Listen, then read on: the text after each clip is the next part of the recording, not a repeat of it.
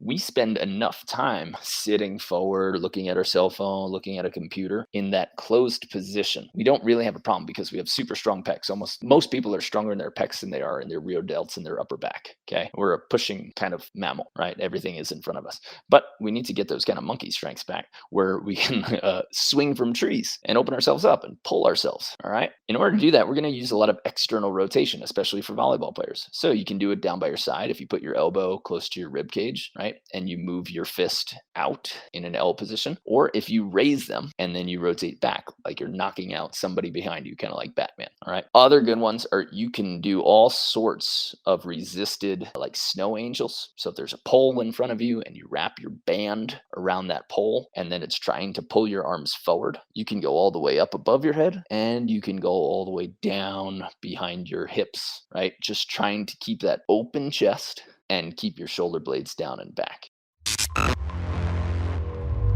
Hello out there and welcome to the Better at Beach podcast. We are going to talk today all about warm-ups for volleyball. Everything you need to know, kind of all of the exercises that you'd want to do, talking about how to prep your body the right way, talking about how much ball activity you should be doing, how much body activity you should be doing, and maybe how long your warm-ups should actually be. There are a lot of people who talk about warm-ups in terms of length, and we get to hear a lot of like no AVP warm-ups, because it takes too long and everybody's doing that. But remember, on the AVP and the FIVB, we get 10 minutes. So all of the warm-up is taken care of before that. And we want to talk about what needs to happen during that warm-up to absolutely set your body up for the most success. So we are talking everything about body, success, injury prevention, and prepping yourself to be in the best position to win or to have a great lift, to have a great workout, to have a practice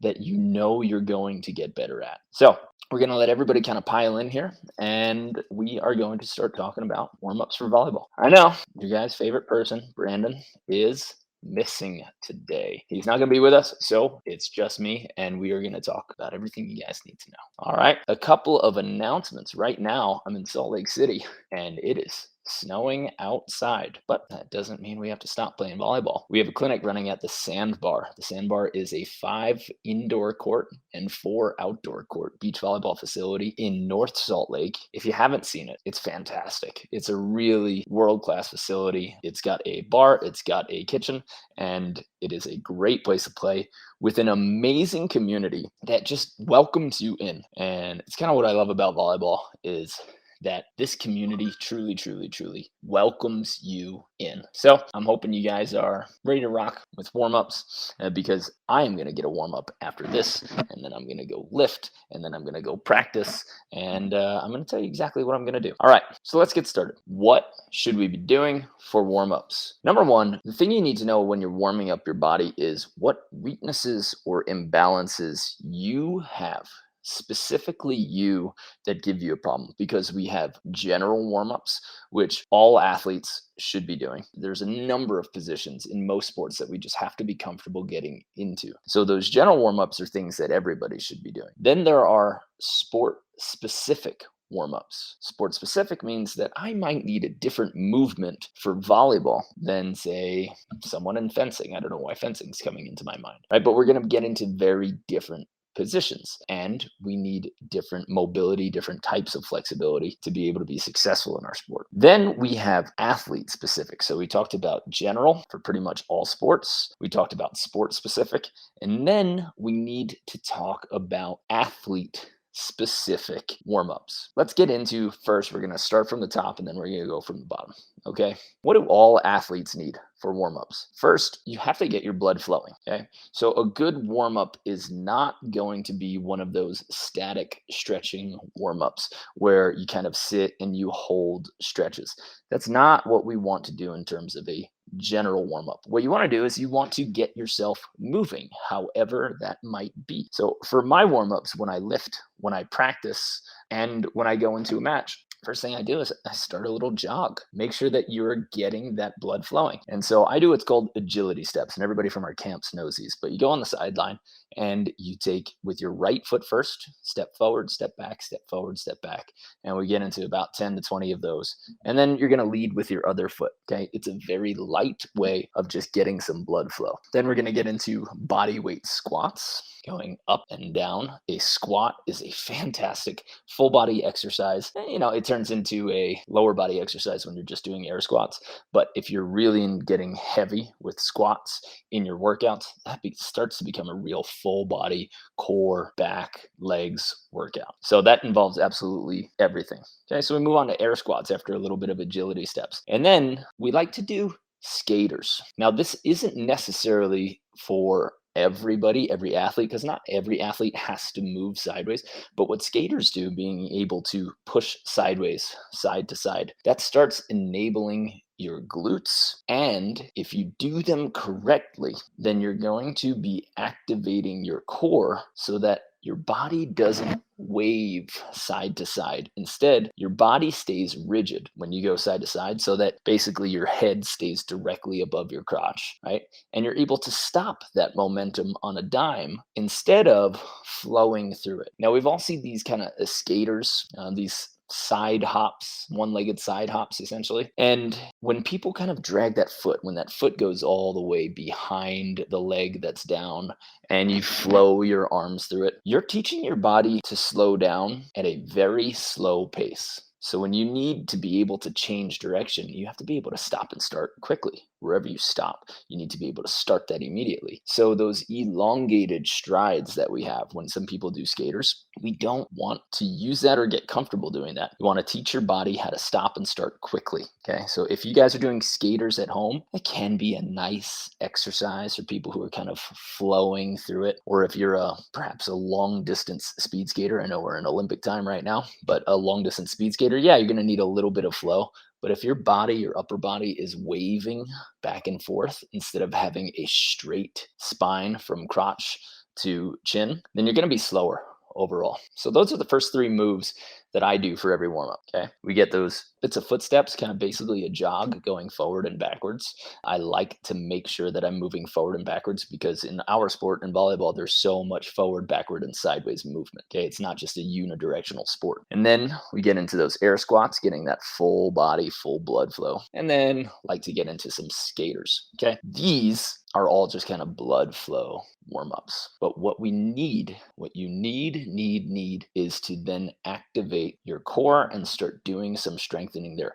We've already activated our core a little bit, right? Because we taught it how to stop and start. We taught it not to wave when we're doing all of those forward and back steps and sideways steps because shouldn't look like we're on a horse where we're nice and loose. We should be nice and rigid up top. So activate our core and start activating those little micro muscles around our core so that we can stabilize. So next thing we're going to include is some planks, but I like moving planks. What do I mean by moving planks, right? A moving plank is where your limbs, either your right arm, your left arm, your right leg, your left leg, have to lift off the ground and move so that your spine can teach itself to stabilize. If you move one arm, if you're in a plank position with your elbows down, or even in a push-up position, and you move one leg, you lift it off the ground, or you move one arm, and that changes all of your hip position. So your hips drop out or your chest kind of drops or falls into that. Well, then your foundation isn't good enough. Let's think about it like this. Let's think about it as a house,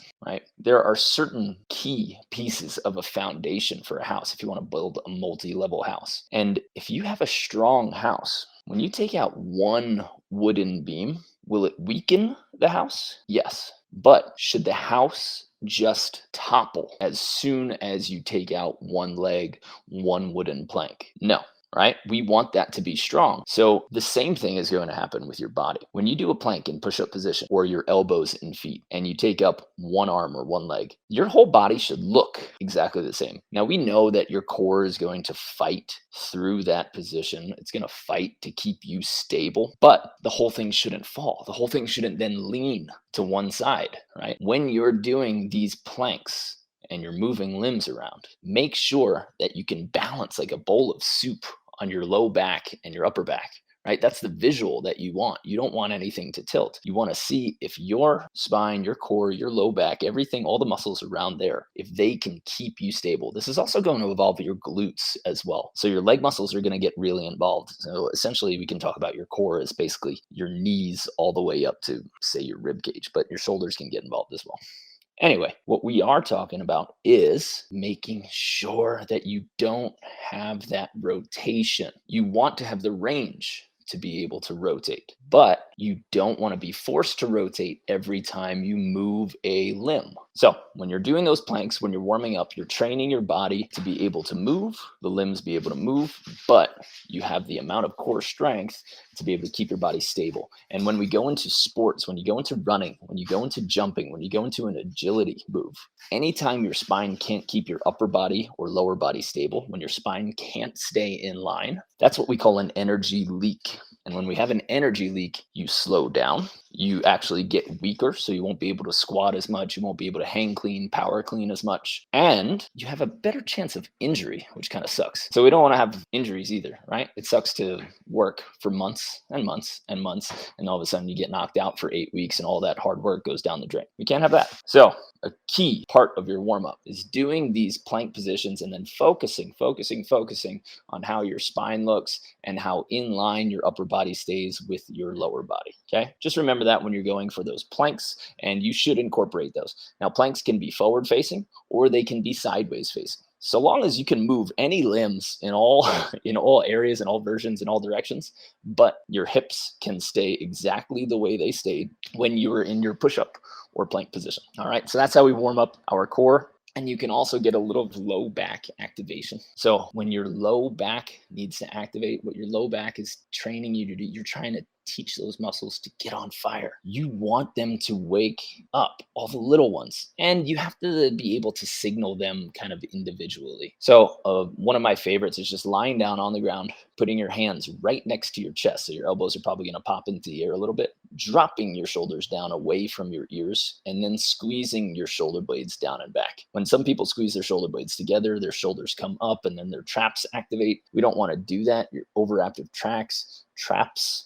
lead to a little anterior move. And when that happens, you close the space in your shoulders. And when the space in your shoulders get closed, then you're more prone to injury, especially in a swinging sport like volleyball. So very simple mid to low back exercise. Put your hands next to your chest, drop your shoulders away from your ears. You're going to pull them down, squeeze your shoulder blades back, and then leave your feet on the ground, but just lift your chest. It's going to be a way to isolate that mid back region. After that, you can put your hands straight forward in front of you, flat on the sand, and then you can just lift your legs. You're going to need a lot of glute action to be able to do that.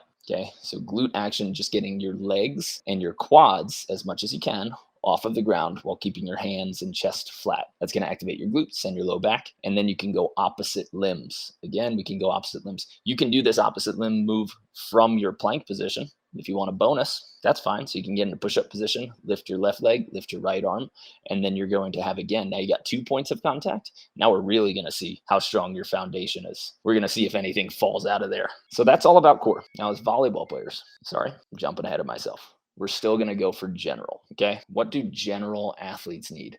Well, we all need to have mobile hip flexors. So warrior stretches are going to be big. If you don't know what a warrior stretch is, stand up, take a giant right step forward, okay? Now your legs are going to be in a triangle. Then you're going to straighten your back leg, and you're actually going to push your heel, your back heel, away from you. You're going to push it towards the back wall. So that's going to kind of make that back leg rigid, all right? Once you're in that position, all you do is drop your hips, just sit low to the ground. You don't have to push your hips forward. Yeah, you don't have to lean back. We can get to that later. But if you take a giant right step forward and your back heel stays pointed to the back wall and rigid, and then you just drop those hips, because your back leg is rigid, that's going to keep your hips still, and that's going to encourage a hip flexor stretch. Why are hip flexors important? Why do they need to be open? Because if your hip flexors aren't open, your quad can't get behind your hip. Your quad can't stretch, okay? That's one thing. For running, if you don't have loose hip flexors, then you can't accelerate in a big way because you can't fully push your leg behind you. And if you're running at top speed, you can't cycle your legs. It's going to be a much shorter kind of tight movement, and you won't be able to get full triple extension. Triple extension is when you extend your toes, knees, and hips at the same time. That's triple extension, and that's a power position for all athletes. So when you're running and when you're sprinting, you want to be able to use all of the power from your glutes. Right? You want to push back behind you. If your hip flexors are too tight, then that will stop your glutes from firing, because your body will say, nah, my hip flexors are too tight. I don't want to go to that range. And when it says I don't want to go to that range, then it won't let you fully push from your glutes. This exact same thing happens for volleyball players when we're trying to jump. If you have tight hip flexors sitting the way I'm sitting right now, right, in this L position, if you don't get out of that and practice opening these things up, you're not going to be able to jump high, because your body literally stops you from doing it because it's afraid to get hurt. So you need to say, all right, body, we're going to open this hip flexor range. And when we open that range, then that's going to allow my power source to activate. That's pretty sick, okay? Stretching one part of your body is going to allow another muscle to be strong and powerful. And if you don't have the mobility in a certain part of your body, then you're actually going to shut other muscles off. That's a nightmare. It's a nightmare for athletes when your muscles don't work like they should. Okay, so that warrior stretch should be something that everybody incorporates, being able to open up your hip flexors. It's better for your body. It allows you to stand taller. It allows you to run faster. It allows you to jump higher. Again, hip flexor stretches let you stand taller. They ease pressure on your low back. They let you run faster, and they let you jump higher. If you're going to take anything from this little episode here, take that. Be able to open up your hip flexors on a regular basis. And if you sit for a very long time, wherever you are and whatever job you have, okay, make sure that you get up and you reverse that L position that you always sit in, and open up your chest, push your hips through, and then get into that warrior pose. All right. Next thing we're going to try to do is this deep lunge. Okay. I love this stretch, and I love it for a lot of athletes, but I really love it for volleyball players. If you take that warrior stretch, so you stand, you take a giant right step, and then you make sure that your back leg is super strong and straight. Then, since your right leg is forward, put your left hand on the ground and reach your right elbow inside your leg to your right instep, the inside of your ankle, opening up that space for your groins, and to be able to get into that deep lunge, kind of deep squat position is going to be huge for athletic plays. Now, sometimes we have to dig a ball, or sometimes we have to pass a ball really low. And what happens is people end up reaching forward. They do what we call stripper butt, right? They reach down and try to pass a ball that's under their hips. And when you do that, your platform faces forward. You end up overpassing the ball or shooting it into the net, okay? If you can get into a deep lunge where basically your elbows are inside of your knees, all right, that means that your hips can be really low, and you can keep your hips under the ball, and then it'll be way easier to keep your platform elevated, which means that you can pass a short ball on your side of the net. That's better than the other side of the net, right? We are able to get into that deep lunge, get our elbows inside of our knees in that deep lunge, and then we're going to be more athletic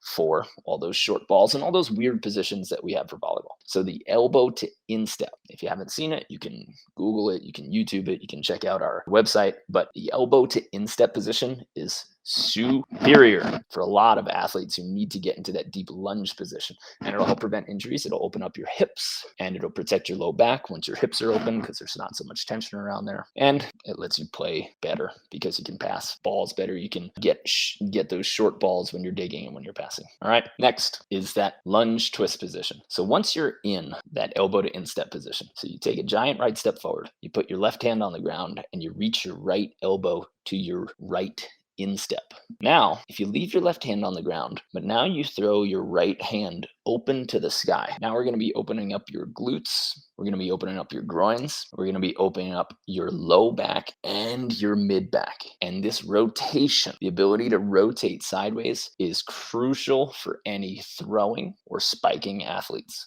Throwing or spiking athletes, right? Being able to open your spine sideways and then rotate forward on that.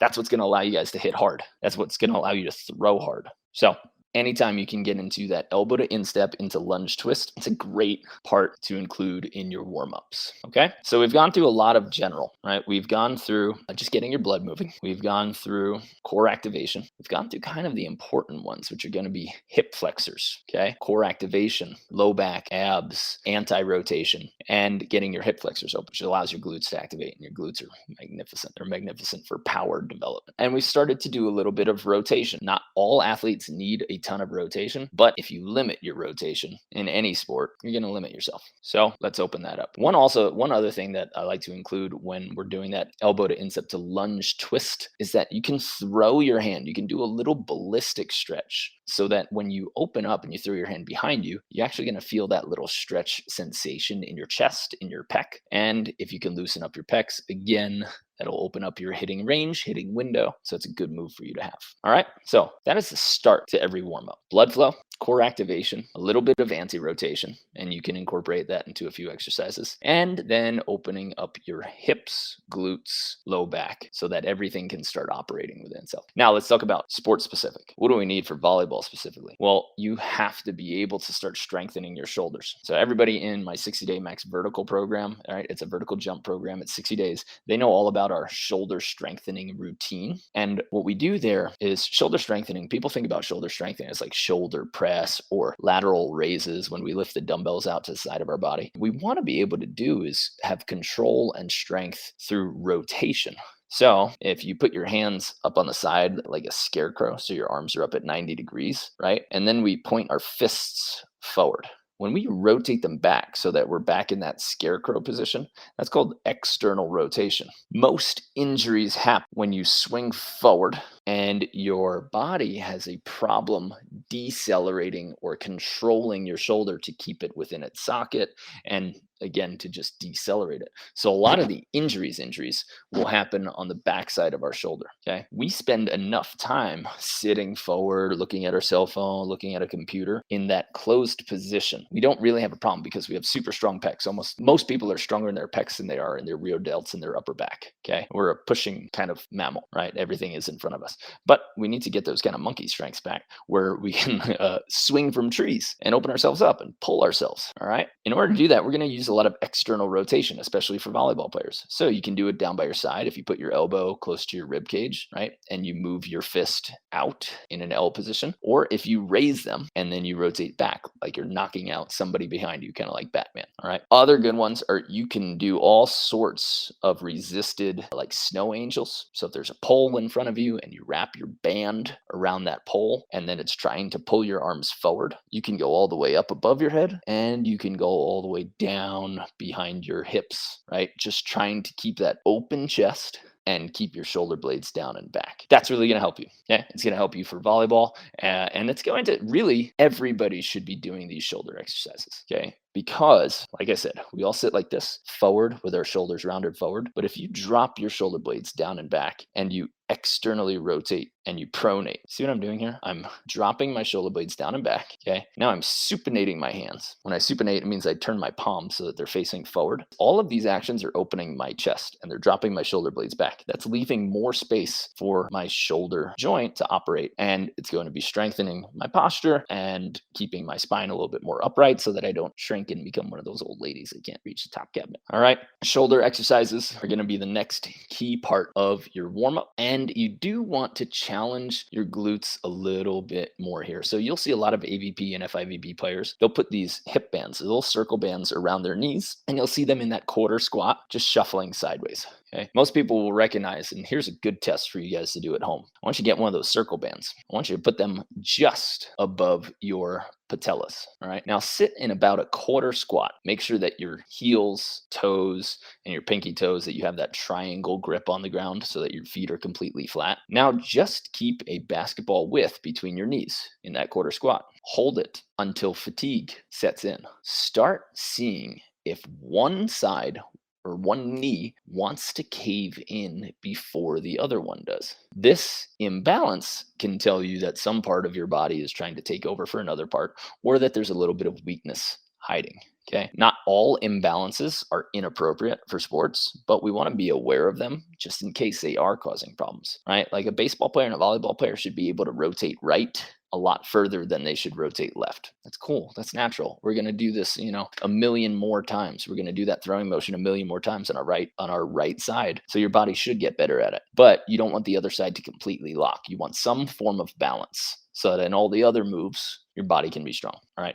So sit into that quarter squat with that circle band and just run that little test for yourself. See if one glute wants to give out before the other one. And that'll tell you, I might have a little imbalance here. And then we can move forward from there. You don't have to be scared of those imbalances, but you should be aware of them so that you can fix them. Or if problems start, you start knowing where to look. Okay. So we've got shoulder activation and we've got glute activation. After all of this, being able to jump, being able to run, right? You have to get yourself to max speed before your match starts. Let me say that again. You have to get yourself to max speed before your match starts. If you haven't tried to jump as far or as high as you possibly can before your match starts, you are not ready to play that match. You're not ready to play it full. Your first maximal max speed movement can't be in the match. It has to happen before that match. And that doesn't mean just jumping, because when you jump to hit a ball in like hitting lines, that's not necessarily a max jump. Yeah, your feet might be getting off of the ground, but you have to be able to experiment with seeing how high you can jump. Some people get really fired up. You get these like 18 to 25-year-old kids who are just jumping and pounding in warm-ups. That's cool. It's fun to see you hit hard, but usually those types of swings, when you're bouncing balls, you're not going to use that in the game. You're just going to get stuffed. So in my mind, it's better to practice your location, take specific swings into specific areas. They said that like Karch never took more than 8 warm-up swings or something like that. And yeah, I'd like to go back in time and see that. But he would make sure that he hits every one of his spots. So hit that cut shot, hit a jumbo, hit a high line, hit a hard line, hit a hard cross, hit a hard seam. All right. Once you've gotten all those swings, you should be good. But if you just go up there and you're swinging blindly, you're not cueing your mind into what needs to happen next. So take fewer swings, get yourself to maximal before that match starts, and have specific aiming points. Don't just swing blindly and try to make the ball bounce as hard or as high as you can. It's not going to help you in the match. You need to practice what it's like to get the ball over a block, to get a quick cut shot under the block and beat the defender. All right. And you have to be accurate. Now, when we're talking about the difference between warming up for a match, yeah, you're going to be jumping, but warming up for a workout, this is going to depend on what type of workout you want, right? If you're going to a squat workout, or you're trying to do hang cleans or Olympic lifting or anything like that, then you're going to need to get yourself up to speed. And you can start at lower weight so that your body acclimates. You don't want to go from no weight to 300 pounds on your back. Build yourself up. And you can do that in 1, 2, or 3 repetitions, but at lower rate incrementally. Feel it out. And here's a really big thing that I've been working on. When you're doing those squats, just 1, 2, or 3, your warm-up squats, get yourself to full range and pause at the bottom. Don't drop down and bounce into it, but go slow down. Think, can you do a 10-second squat with 50% of your max squat, right? Can you control every piece of your squat and then hang out at the bottom with your hip crease underneath your knees? Okay. If you can't do that with control, then you're not ready to go to that depth when it comes time for you to start increasing that weight. You have to be able to slowly control every inch at lower weights before you can hope to move up to strength. And we really like to sit in deep squats. Deep squats will help you jump. They'll help you with your blocking. They'll help you get up in volleyball faster. They'll help you be more athletic all around. And there is greater potential for glute strength and glute activation when you go for lower squats. So if you're looking to build some big booties out there, make sure that you're going to depth. Get your hip crease underneath your knees. Okay. So if you're in a match, make sure that you start incrementally getting yourself to jump, but you must be at max before it's time for match. If you're doing it for a workout, build yourself up in low reps, but control the entire range and see when you're under light weights if you can challenge. If you can challenge that low range and sit in a deep squat with a good spine. Once your spine starts curving, you should, of course, everybody who is currently not in my Max Vertical program, you should be filming yourself from the side so that you know what cues to take and what cues to see. If you don't know what cues you're looking for, I 100% invite you to work out with us. All right. We have a program coming up right now, and we take a pretty small group. And this is going to be the 7-day athletic foundations Challenge. It starts February 28th. So currently, we are a week and a half away. If you're listening to this on the podcast version, we might be on to the next cycle. But the 7-Day Athletic Foundations Challenge is a full warm-up, shoulder strengthening, glute activating series. I'm going to give you 7 workouts. Okay. Every day you're going to have a different workout for 7 days. And every day you're going to get to meet with me. We're going to do a video chat, okay, with our entire group. And you're going to ask me any questions that you need. I'm also going to give you a nutrition checklist, which means that it's everything that you need to eat before, during, and after workouts, before, during, and after matches, as well as what you should be eating the day before your matches. Okay, so you're going to get a full nutrition checklist. We're going to give you a warm-up series that you can use for every match and every lift for the rest of your life. And we're also including 3 vertical jump workouts. Okay, so that's a complete 90-minute vertical jump workout that you can use, that you can keep, you can print it out, you can have it for life. Okay. All of this is on betteratbeach.com/foundations. betteratbeach.com/foundations. We are starting February 28th. You need to sign up by end of day, February 27th, to get into this unit. Okay. We're going to meet every day on video. If you don't, or you can't meet with video, then what we're going to do is we record it, we upload it to a Google Drive. I'll give you the link to that so that you never miss the meeting. You're also going to get invited to a private Facebook group where you can post all of the videos from your warm-ups and any workout videos. And I will help you there and I will coach you through that. I really recommend you guys lock in your warm-up routine. Every athlete, every champion talks about routines. Every successful business person talks about routines. What should you do every day that sets your mind right, that sets your body right? That's what we're doing here, okay? With the Athletic Foundations Challenge, it's 7 days of developing a routine. And I'll tell you what happens. We got a guy, Jason Lavelle. He actually just increased his vertical by 3 inches. And he's only at week 6 because he joined our 60 MX vertical program after the Foundations program.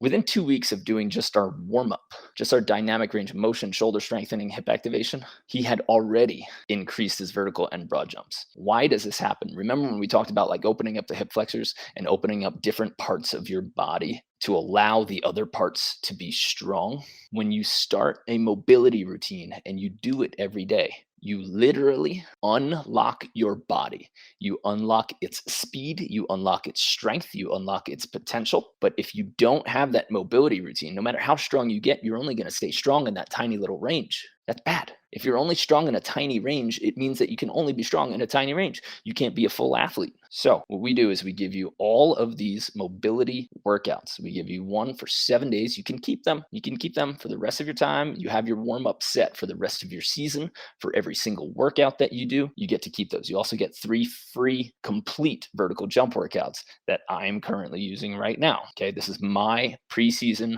programming that you guys are getting. My preseason programming for my AVP season. You're getting that, and you're getting shoulder strengthening routine. You're getting a glute activation routine, and just this warm up. It's going to feel like a workout for the first week, but if you stay consistent and you keep doing it, that's everything. Consistency is key. So once you have this warm up and you stay consistent with it, it's not going to feel like a workout anymore. It's going to become your warm up. And then you can really start unlocking some strength, and we can take you to the next level with the 60-day max vertical program as well. All right. So if you want to join this, if you want to unlock your body, if you want to move faster, if you want to move better, if you want to start getting rid of pain, if you want to know every single thing that I include for every warm up, for my practices, for my matches, and for my workouts, go ahead, betteratbeach.com/foundations. This is going to change the way you play. It's going to change the way you lift, and it's going to open up another level of potential for you. One more time, betteratbeach.com/foundations. Our next cohort is starting on February 28th.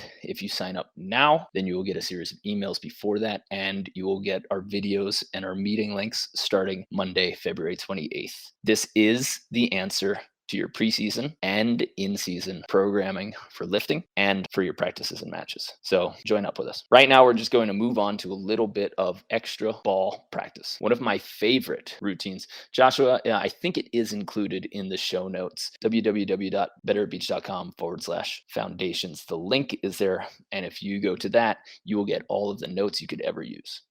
ball work. What do we want to do with a ball? Number one, you have to see some serve receive before you start the match. Here's how some AVP players cheat it. All right. We will bring a wife, husband, boyfriend, girlfriend, fan from the stands, and we'll say, hey, can you throw some balls over the net at us so that we can practice some serve receive? You have to see at some point before your match starts, you have to see a live serve receive, even if it's kind of like a modified serve receive, right? If you want to do it with your partner, that's also fine, but you need to get balls flying over the net. Every point is going to start with a serve receive or a serve. So if you're starting your matches, and I know that you guys are going through this, because I've been there. You're playing at this local tournament and you do hitting lines, the setter spikes back to the passer, and then you just like kind of crush a ball. And then you do end up going for some serves. But during that time, no one's taking serve receive seriously. Serve receive is everything for your offense. So if you're not getting your mind and your technique right for serve receive, you have to change that. Make sure that you see balls coming over the net from the service line or maybe just in front so that you can get used to that feeling, get used to the wind behind you, get used to the wind in front of you, and start locating your passes better. I personally like to try every one of my control touches. So I do this thing called tens. Tens is I'm going to do 10 forearm sets with my partner. This is my opportunity to lock in my footwork and lock in my technique. There's nothing bothering me. Everything's perfectly in control, which means that I have the opportunity to establish a perfect nervous system for setting. So it's 10 forearm sets, game height, not just touching it, not keeping it low, game height. Then it's 10 hand sets. Nothing about the flight of the ball or the height of the ball should change. My footwork shouldn't change. My posture shouldn't change. The only thing that's changing is where my hands are, right? And the fact that I'm using my hands instead of my forearms. So 10 forearm sets, 10 hand sets. Then we go right into 10 tomahawks. I want to get used to tomahawk. Tomahawk is probably the third most common ball control skill that you're going to need. Lots of balls come up here. We don't want to use it in serve receive, but you have to be able to use it during gameplay. So I do 10 tomahawks. And that makes things start to get a little wild, which means that I get to play a little agility game, which is going to cue my body. It's going to warm me up even better. If you're playing this tomahawk game, you're tomahawking to your partner back and forth, and the ball dies and you let it die without going after it full, get off the court. You're not ready to play the match. When you're warming up, you need to play a match. Be ready to be dirty, be ready to sweat, and be ready to move at 100%.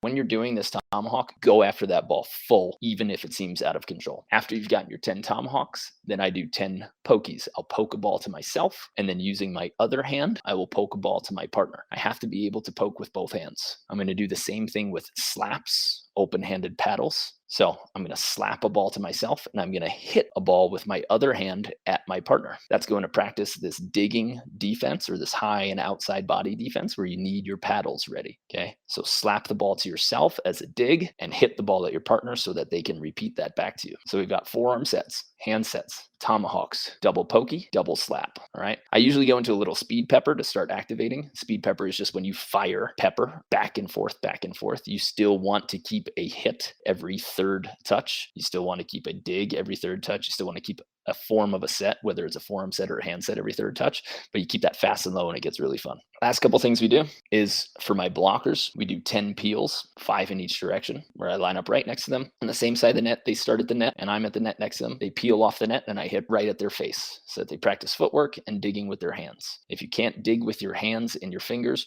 you're missing out on a huge part of this game. Okay. After that, my defender, usually me, might not be me this year. I might move to blocking. We'll see what happens. All right. Then my defender is going to start by doing 10 lay down digs. That means that my tosser, my partner, my blocker, he's going to be at the net. I'm going to be playing defense, 3/4 depth, and my partner is just going to throw balls low to the ground that force me to dive and dig, and I get used to that, right? Then we're complete with 10s. I still want to see 10 serve receives. I still want to hit at least 10 serves, all right? And if I can, I'd like to get 10 spikes, 2 high lines, 2 jumbos, 2 cut shots, 2 hard line, 2 hard cross, and I'm ready to play the game. So I've taken care of my body. I've taken care of all my ball touches, right? And I'm ready to rock. Am I going to do this entire warm up every single match? No, I'm going to do it for my first match, and then I'm going to cut it way down as my matches continue. I'm going to pick my favorite exercises. Okay. And I'm going to shorten all of my reps. So your second warm up should be similar moves, but half of the energy that you put into your first warm up. Because otherwise, those are going to just start like making you cramp and make you more exhausted, right? At our camps, we show you these warm-ups. When you come to our 7-day camps or vacations, we do warm-ups for every one of our practices. Some people hate them. Why do some people hate them? Because they are taxing. Because if you're not in shape, a professional beach volleyball warm-up is your entire workout. And that's exactly what you get with the 7-day athletic foundations challenge. For 7 days, you're going to get a pro level warm-up, which for most people feels like a full workout. As your capacity increases, then we're going to get you to the level where you're actually able to work out. We're able to push some weight, but you cannot do that. You cannot start a quality lifting program. You can't add strength until you can handle our warm up. Don't try to. You'll mess your body up. If you try to start lifting, you go heavy, you go hard, you go into a jump workout or a plyo workout, and you don't have the mobility, you haven't identified any of your imbalances, your body is going to be in trouble because you haven't set your foundation like we talked about at the beginning. Building a house. One thing is going to fall out of the place and the whole thing is going to shatter. Okay. So if you want to build that foundation, again, www.betterbeach.com/foundations. That closes midnight on February 27th. I want you to work live with me and do all of my workouts for a full week. You get to meet with me on video every single day, and I will give you a different warm-up style workout every day. It's not going to take more than 30 minutes. But it's going to kick your butt and it's going to get you to that next level where you're ready to start lifting, pushing weights, and it'll teach you how to warm up for the rest of the season for pre-match and pre-practice warm-ups. Okay, so I think that's all we have for today. Oh, we were talking about the camps. When we're doing these warm-ups, people just hate that they take so long that the warm-ups do it. But as the owner of Better at Beach and as an athlete and as somebody who promotes health nonstop, here's what we love. We love that we don't have injuries at our camps. We love that. We attribute that to great warm-ups, helping people fix their imbalances, helping people explore their bodies. If you don't warm somebody up the right way, if you are a coach and you're not equipping them with the ability to warm themselves up and the ability to fix their own problems, you're doing them a disservice. And we talked about consistency breeding success, consistency in routines. So if you come to one of our camps and we do that warm up 7 times in a week, you're going to know what consistency is like. You're going to remember these warm-ups, okay?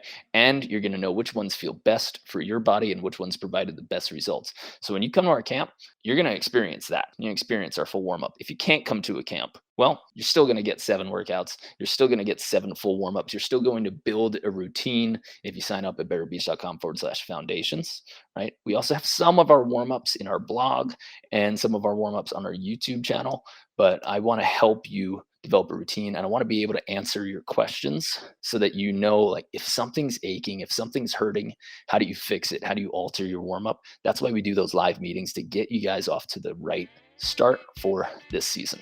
Okay, that closes, this cohort closes February 28th. That's when we start sending out the videos. So by the time this recorded version comes, if it's at least 2 months after that, we might be starting our next one. But hopefully you guys don't wait until springtime to start building a foundation for your season. All right, hopefully you guys start it now. Should have started it back with me in January, but start it now, and then you'll be ready to hit your season. Right? It's not too late. It's actually never too late to start building a good foundation and build some health and set the right things for strength. That's where we're at. Okay, guys, it's all from me today.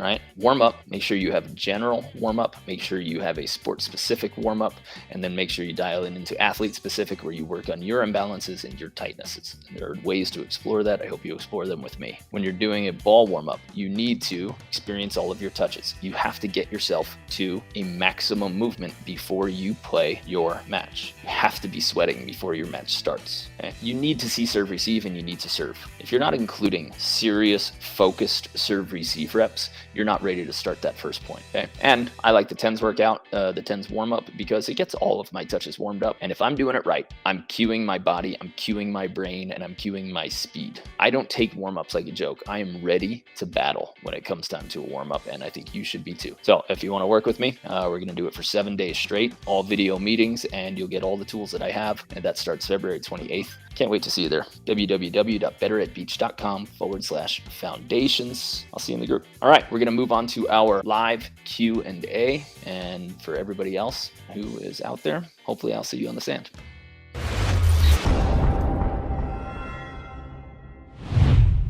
All right, Mark Zen, loving the plank options, and my players are going to have to do all of them today. I'll tell them you suggested it.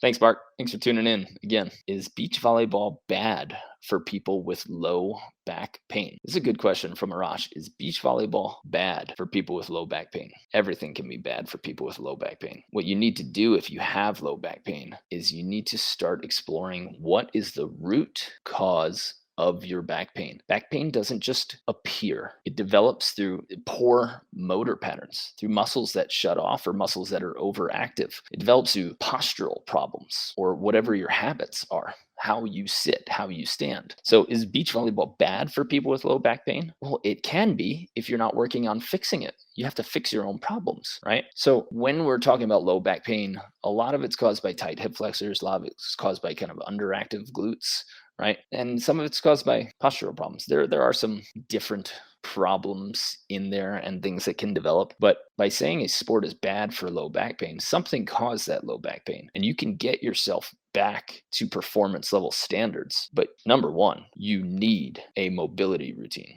Let's say number one, you need an assessment. Okay, Arash, you have to get somebody to look at how you move. That's why we do so much video work with our online members, because so many of them want to perform at the next level, but they've never seen themselves squat. They've never seen themselves run. They've never seen themselves pass or spike a ball. And all of our online courses, when you can actually, we force you to video everything that you do so that you start seeing what you look like. And then we have the tools to actually coach you. Okay. So no, beach volleyball is not bad for people with lower back pain. What's bad is not fixing the lower back pain, fixing the root problem that caused that. Okay, so go get an assessment. Talk to a physical therapist, talk to a body worker, somebody who is going to look at how you move and do a movement analysis for you, and then do some muscle testing. Okay, if you want to work with us, we have fixed low back, shoulder, and knee problems through our mobility work. It can take weeks, it can take months, depends how ingrained your motor patterns are, right? But we can help you there. If you're on your own, go ahead and get a movement analysis and then start on an everyday mobility routine, and you'll see that beach volleyball becomes easy. That movement becomes easy once you get on that mobility routine. And that's another big reason why we're starting the Athletic Foundations Challenge. All right, Ricardo Adams. This stream is perfect timing. I think I overdid a warm-up before pickup games, and I burnt out really early. Okay, Ricardo, I want you to start measuring how long you're doing that warm-up. Okay, figure out what a good time is for you. You might be warming up too long. You might be gassing yourself out. You have to get to max, but you don't have to burn yourself out. Pick the exercises that are going to work best for your body, and make sure that it's just not tons and tons and tons of sprints and maximum jumps. You need a couple of max jumps to make sure that you feel that, and then you can be ready to play. But use the advice that I gave during this episode, and it should go a long way. And if your warm-up is not good enough, or it's too hard, or it's different every time, then you need to come to betterbeach.com/foundations and work with us so we can give you a routine. All right. Beach Volley Life. Love the videos and live streams. Keep it up. Thank you. Appreciate that. And we will. Mike Q, got to run. Great video. Thank you. Resolutions Inc. on YouTube. At camp, the warm-up day 1 left me breathless. By day 3, I was sore. By day 5, I needed it to get ready. Twice a day at camp. Brisket Jeremy. Awesome. See, this is just an example from one of our camps who said, like, by day 1, the warm-up was exhausting, but by day 5, you realize how much it does for you and how much you need. So the consistency that we can build together is going to make a huge difference. Let's get some consistency. All right. It'll make your life better. We also say, all right, resolutions. Jeremy, my toes are sore frequently for 24 to 48 hours after play. Is this a turf toe type weakness? I have resorted to stuffing socks under the balls of my feet to avoid using my toes to walk the next day. That is outside my wheelhouse, Jeremy, as far as toe pain. So I can recommend a couple of friends who are great and actually who know a ton about feet. One of them is DOCJENFIT, Doc Jen Fit on Instagram. Okay, her husband, Dr. Dom DPT, DRDOMDPT. These guys are great and they talk a lot about feet and they might have some answers for you. Okay, if your toes are hurting, this might be a tendon issue, this might be a nerve issue. Again, you're going to have to do some analysis And Dr. Jen Fit and Dr. Dom DPT, they're excellent at this. So they're good people to check out, and they're good friends. So go ahead. Simon, I'm 40, generally in athletic shape, but training to be stronger.